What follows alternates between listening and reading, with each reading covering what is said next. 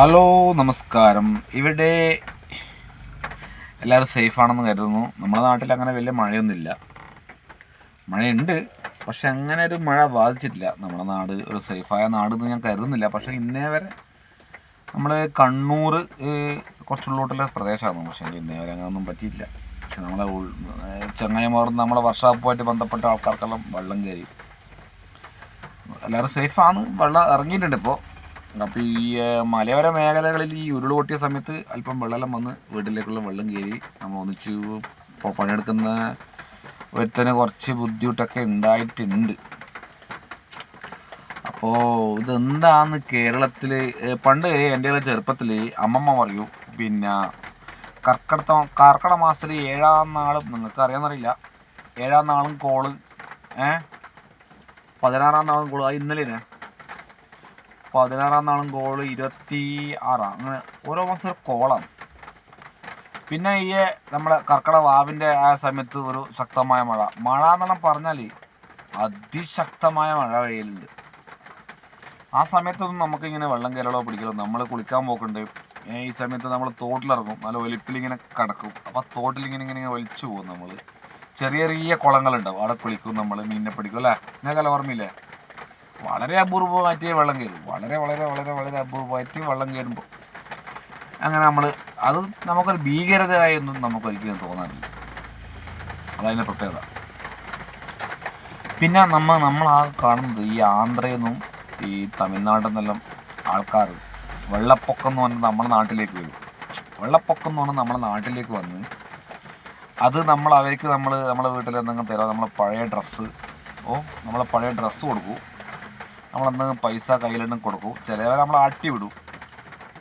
ഇന്ന് എടുത്ത് നമ്മളെ നാട്ടിൽ ആണിയെന്ന് പറയും. ആണികൾ, ചെറിയ ചെറിയ തോടുകൾ, തൈത്തോട്ടങ്ങൾ. അപ്പോൾ നമ്മൾ വീട്ടിൽ മഴ പെയ്താൽ നമ്മൾ കണ്ണൂർക്കാർ തൈക്കുണ്ടെന്ന് പറയും.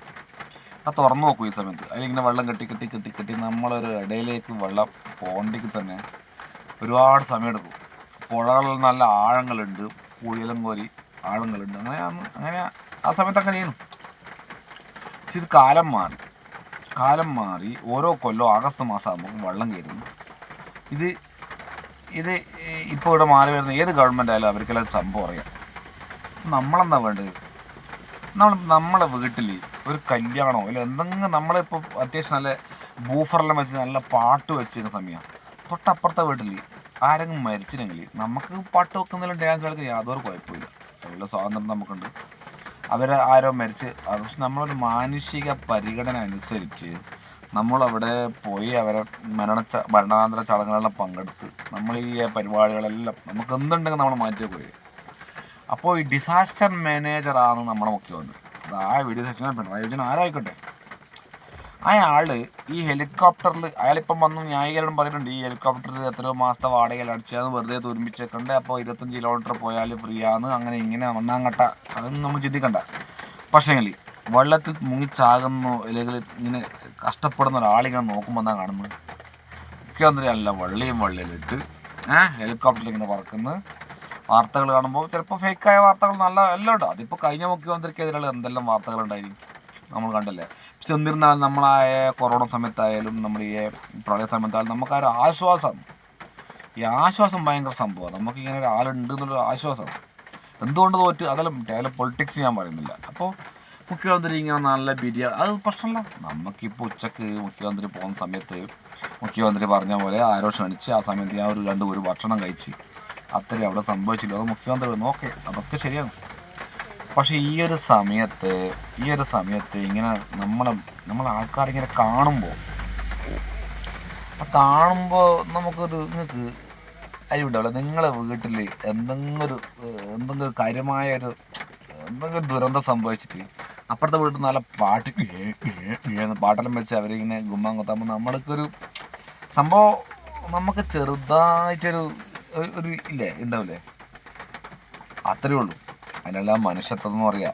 മുഖ്യമന്ത്രി പരിപാടികൾ ക്യാൻസലാക്കി ആ പൊന്നാനി അവരെ വിളിച്ചു പറയാം, ഞാൻ എവിടെയും വരുന്നില്ല, നമ്മുടെ നാട് കാണുന്നില്ല, ഇങ്ങനെ ആ കലാക്കായിട്ടുള്ളൂ, ഞാൻ മുൻപന്തിയിൽ നിൽക്കണം. മുഖ്യമന്ത്രി അവിടെ പോയിട്ട് കൈയും കാലും കെട്ടി അവരെ മുങ്ങി രക്ഷിക്കണമെന്നല്ല. മുഖ്യമന്ത്രി അവിടെ നിന്നിട്ടിങ്ങനെ അത് കാണുമ്പോൾ നമുക്കൊരു ധൈര്യം. അല്ലാണ്ട് ഇവിടെ വന്ന് ന്യായീകരിക്കേണ്ട ഒരു ആവശ്യമില്ല. മുഖ്യമന്ത്രി ആ സ്വർണ്ണക്കട ഉദ്ഘാടനം ചെയ്യാൻ ഹണി റോസും മറ്റേ ഒരു കുണ്ടി ബേക്കോട്ടായ ടീം ഇഷ്ടം പോലെ ഉണ്ട്. അവർ വന്നിട്ട് ഉദ്ഘാടനം ചെയ്ത് പോക്കോളൂ. മുഖ്യമന്ത്രി ഒന്നും വലിയ ആവശ്യമൊന്നുമില്ല. മുഖ്യമന്ത്രി ഏതോ ഓഹരി എന്തോ അതിനെപ്പറ്റി ഞങ്ങൾക്ക് വലിയ തിരുപാടില്ല. എന്തോ ഇങ്ങനെ പിന്നെ പൈസ നിക്ഷേപിക്കുന്നവരെ എന്തോ മീറ്റിംഗ് ഉണ്ട്, അത് ഒഴിവാക്കാൻ പറ്റില്ല എന്നുള്ള ന്യായീകരണം പറഞ്ഞു തന്നത് സത്യാവസ്ഥ അറിയില്ല. പക്ഷേങ്കിൽ ജനങ്ങളെ മനസ്സിൽ നൊന്തിന് ഇന്ന് വന്ന് എത്ര ന്യായീകരിച്ചാലും ഏത് പാർട്ടിക്കാരും ഇപ്പോൾ കൗണ്ടർ ചെയ്യും. CPM-കാർ അത് വിടുമ്പോൾ മറ്റേ പാർട്ടിക്കാർ വന്നിട്ട് കൗണ്ടർ ചെയ്യും, അത് വേറെ വിഷയം. പക്ഷേ ഇത് ജനങ്ങളെ മനസ്സിൽ നൊന്തിന് ഇല്ലാതെന്ന് എനിക്ക് പറയാൻ കഴിയില്ല. നമ്മളിങ്ങനെ കഷ്ടപ്പെടുന്ന സമയത്ത് നിങ്ങളിങ്ങനെ അല്ല ബിരിയാണിയിൽ നിന്ന് തിന്നുമ്പോൾ നമുക്കുണ്ടാകുന്നൊരു വിഷമമുണ്ട്. അത് നിങ്ങൾക്ക് മനസ്സിലാവുമെന്ന് തോന്നുന്നു. രാഷ്ട്രീയം നോക്കാണ്ട് നിങ്ങളത് ചിന്തിച്ചാൽ അത് മനസ്സിലാവും. അതുകൊണ്ട് ഇനിയും തന്നെ ഇത്തരത്തിലുള്ള കാര്യങ്ങളിലേക്കൊന്നും കടന്നല്ലാണ്ട് പഴയ മുഖ്യമന്ത്രിനെ പോലെ ആകണമെന്ന് നമ്മൾ പറയുന്നില്ല. അയാൾക്ക് അയാളുടെ ശൈലിയേനും അതൊരു ധൈര്യേനും ആ ധൈര്യം അതിലും നല്ല തോറ്റത് മറ്റേ വേറെന്തോ കാരണങ്ങളായിരിക്കാം. നമുക്ക് പൊളിറ്റിക്സിനെ പറ്റി വലിയ അറിയില്ല. അപ്പോൾ നമ്മൾ ചിന്തിക്കേണ്ട കാര്യത്തിൽ നമുക്കൊരാളുണ്ട് എന്നുള്ള ധൈര്യം നമുക്ക് കിട്ടുമ്പോൾ നമുക്ക് ഏത് പ്രതിസന്ധി ഘട്ടങ്ങളിൽ നമുക്കത് തരണം ചെയ്യാൻ കഴിയും. നിങ്ങളുടെ അഭിപ്രായം എന്താ? നിങ്ങളെല്ലാവരും അഭിപ്രായം അങ്ങനെയല്ലേ? എന്തുകൊണ്ട് ഇപ്പോൾ പ്രളയം ഉണ്ടായതിന് പണ്ടൊക്കെ നമ്മളെ കാലം, എനിക്കിപ്പോൾ 43 വയസ്സായി. എൻ്റെ ചെറുപ്പത്തിൽ ഇതുവരെ പ്രളയം ഞാൻ കേട്ടിട്ടില്ല. ആന്ധ്രയിലും അങ്ങനെയുള്ള പ്രളയം ഉണ്ടായിരുന്നു. നമ്മളങ്ങനെ 2018 ശേഷം ഇങ്ങനെയെല്ലാം കാണുന്നത് തന്നെ. നമ്മളെ കേരളത്തിൻ്റെ ഘടന മൊത്തം മാറിയെന്നാണ് പറയുന്നത്.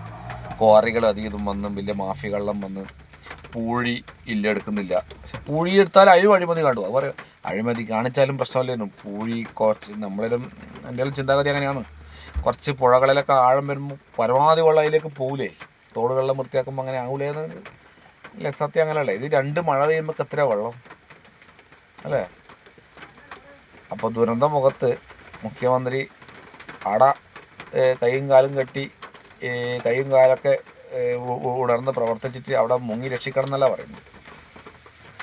ഒരു കരുത്തായിട്ട് നമ്മളെ മുന്നിൽ പഴയ മുഖ്യമന്ത്രി ചെയ്ത പോലെ ഉണ്ടെങ്കിലും നിങ്ങൾ പഠിക്കണ്ട, നിങ്ങൾക്ക് സംഭവിച്ച നഷ്ടങ്ങളൊക്കെ സർക്കാരുണ്ട്. സർക്കാർ എന്തിനുണ്ട് എന്നൊരു ധൈര്യം നമുക്ക് തരണം. അല്ലാതെ നിങ്ങൾ ഹെലികോപ്റ്ററിൽ പോയാൽ നിങ്ങൾക്ക് സമയമുണ്ട്, ഇഷ്ടംപോലെ സമയമുണ്ട്. ഈ സമയമെല്ലാം കഴിഞ്ഞ് ഓണത്തിനുള്ള തയ്യാറെടുപ്പ് കുറേ പാവപ്പെട്ട ആൾക്കാരുണ്ട്, കച്ചവടക്കാർ. അവർക്കെല്ലാം വേണമെന്നെല്ലാം ആയിക്കൊടുത്ത് എല്ലാം കഴിഞ്ഞിട്ടാകുമ്പോൾ നിങ്ങൾക്ക് ചർച്ചയോ എന്തോ ചെയ്യാം. നിക്ഷേപ റോഡോ അല്ലെങ്കിൽ പോയിട്ട് പൊന്നാനി പോയി കോഴി ബിരിയാണി എന്തോ കഴിച്ചോ നിങ്ങൾ, അതൊന്നും നമുക്ക് പ്രശ്നമല്ല. പക്ഷെ ഇന്നത്തെ ന്യായീകരണമെല്ലാം വെറും അതൊന്നും വലിയ കാര്യമില്ല. കോൺഗ്രസ്സുകാർക്ക് കുറച്ച് ഇങ്ങനെ റീൽസ് ഇട്ട് കളിക്കാമെന്നല്ലാണ്ട് ജനങ്ങളിലെ ഉള്ളിൻ്റെ ഉള്ളിൽ ഒരു വിഷമം ഉണ്ടാക്കിയിട്ടുണ്ട്. അല്ല, നിങ്ങളുടെ അഭിപ്രായം നമുക്ക് കമൻറ്റ് തരണേ.